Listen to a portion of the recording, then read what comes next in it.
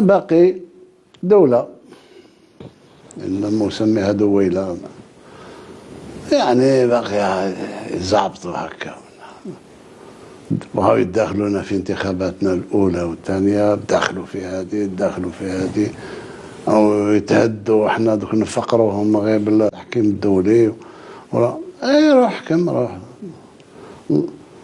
تخلينيش ندم على النهار اللي عرفناكم فيه.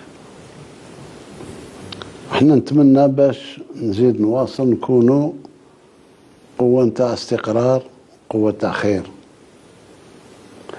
اللي راه يحفر لنا اكيد يطيح في الحفرة نتاعهم، فيها حتى هضرة.